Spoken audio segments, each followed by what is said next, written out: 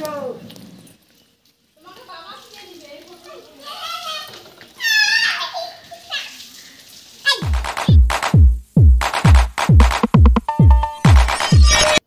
Guys, আমি সুস্মিতা। তোমাদের আমার আরও একটি নতুন ব্লগে স্বাগত জানাচ্ছি। কেমন আছো তোমরা সবাই? আশা করছি ভালোই আছো। আজকের ভিডিওটা খুবই ইন্টারেস্টিং হতে চলেছে, তাই স্কিপ না করে শেষ পর্যন্ত দেখতে থাকো। দেখতেই পেলে আমি রেডি হয়ে এখন কোথাও একটা যাচ্ছি। আজকে বাড়ি থেকে ভিডিওটা শ্যুট করিনি, একদম বাইকে উঠেই তারপর ভিডিওটা স্টার্ট করলাম। তো আজকে যাচ্ছি আমরা চৈতন্যপুরে। চৈতন্যপুর কেন যাচ্ছি সেসব তো বলবোই, তার আগে আমাদের এখানের কালীমার দর্শন করো। এবার এখান থেকে হয়তো ঠিকমতো দেখতে পাচ্ছ না, এটি এখানের খুবই ফেমাস প্লেস। যারা আশেপাশে রয়েছে তারা এখানে বহুবার এসেছো। আর আমরা এই মন্দিরের পাশ থেকে যে রাস্তাটা গেছে ওখান থেকে হয়েই যাচ্ছি চৈতন্যপুরের দিকে। আসলে চৈতন্যপুর যাওয়ার কারণ হচ্ছে কালকে আমার দিদির ছেলের জন্মদিন রয়েছে, আর মাসি হিসেবে তো ভাগনাকে কিছু গিফট দিতেই হবে, তাই না? আর ও আমার কাছে বায়না করছিল যে ওর একটা সাইকেল চাই, তাই ভাবলাম যে দেওয়াই যাক। তাই জন্য চলে গেলাম চৈতন্যপুরে রামকৃষ্ণ সাইকেল স্টোরসে। এখানে খুব ভালো ভালো সাইকেল রয়েছে, আর শুনেছি যে এখানে সাইকেলের দামটাও মোটামুটি একটু কম নেয় অন্যান্য দোকানের থেকে। তাই আর দ্বিতীয়বার না ভেবে ওখানেই চলে গেলাম।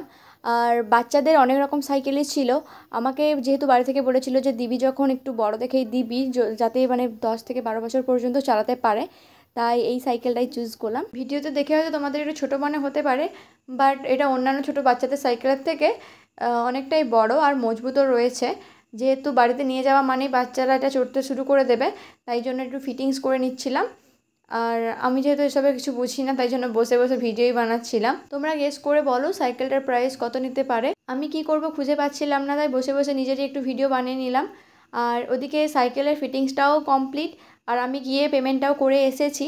আর সাইকেলটা খুবই ভারী ছিল, যার জন্য ওটাকে বাইকে নিয়ে বসে আস্তে আস্তে আমি আর কোনো ভিডিও করতে পারিনি।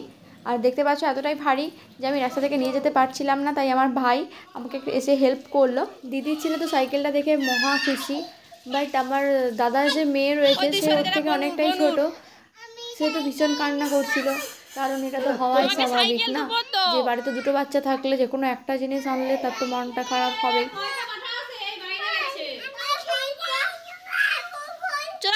তারপর পুচকিকে অনেক কষ্টে বোঝালাম যে ওকেও একটা সাইকেল কিনে দেবো আমি। ও যেহেতু এখন অনেকটাই ছোট রয়েছে, তাই জন্য এত বড় সাইকেল তো চালাতে পারবে না, ওকে একটা ছোট সাইকেলে কিনে এনে দেবো ঠিক করেছি। আর যেই ভাবা সেই কাজ, তাই বিকেলবেলা চলে গেলাম ওর জন্য সাইকেল কিনে আনতে। তো দেখো এই যে লাল কালারের এই ছোটো সাইকেলটা কিনে এনেছি, আর ও দেখে সত্যি বলছে খুবই খুশি হয়েছে। আর দুই ভাই বোন দেখো একসাথে উঠে গিয়ে কি সুন্দর করে চড়ছে। এই সাইকেলগুলোতে তো গানও বাজে, ওকে যেই না শিখিয়ে দিয়েছে যে কীভাবে গান বাজাতে হয়, নিজে নিজেই গান চালাচ্ছিল আর নাচছিল। তোমাদের কোন সাইকেলটা বেশি ভালো লেগেছে সেটা কমেন্ট করে জানাও। আজকের ভিডিওটা এই পর্যন্তই। যদি ভিডিওটা ভালো লেগে থাকে তাহলে একটা লাইক করতে ভুলবে না, আর শেয়ার করে ফলো করে পাশে থাকো। তাহলে দেখা হচ্ছে পরের ভিডিওতে। ততদিন ভালো থাকো, সুস্থ থাকো, টাটা।